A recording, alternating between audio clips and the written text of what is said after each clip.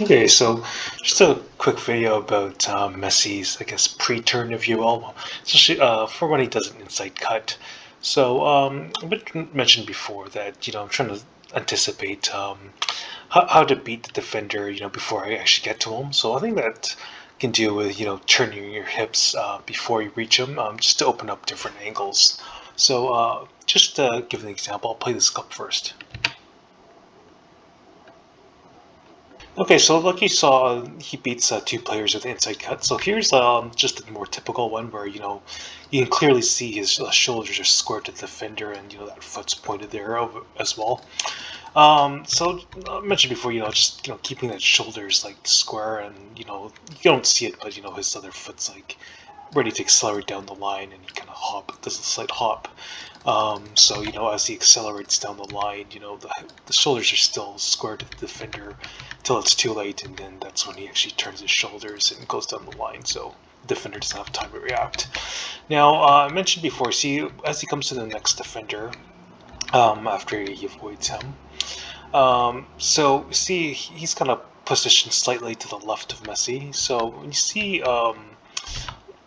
well, let's look at his the number on his back as just a reference point to see where his hips are. So, see, you can kind of see that the number, and then you see his hips are starting to turn there. So, you see, kind of like I feel like the defender is kind of scoring up to Messi because he sees those shoulders, and then to open up the angles, he could just go straight and then either feint cut inside or go down the line, but to make it harder, I think as you approach him, you have these hips, um, you know, coming towards him initially, and then as you approach him, it kind of opens this angle. So now you can easily go here or down there. So he might have to adjust and then turn this way.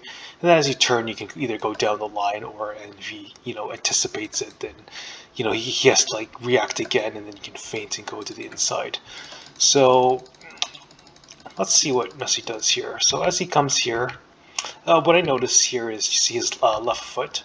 It kind of cuts in like this. So you see his leg is kind of pointed in this direction there. And then as he comes in, he kind of cuts over there to the side of the ball. And so that kind of opens up this lane to just turn over there. He doesn't always do that. Sometimes he doesn't have time to do it, and he has to turn his hips, I find. And then his hips do follow suit from where it was before, like this. Now, even if he didn't do this, I think he does still do this pre-turn, even though it looks subtle. I'd have to try this again, especially with this kind of inside cut as I dribble, anticipating, trying to throw the defender off before I actually do the move. It does feel like you're twisting your hips a lot, but on video it looks really subtle. You can barely see it. So that's just one thing I wanted to point out, as I explore this a bit further. And just to complete the move, of course, hips are still where they are initially, and he tries to keep them as to the same direction as possible. You see the defender still leading there before he's finally off, and that's when he can turn his shoulders.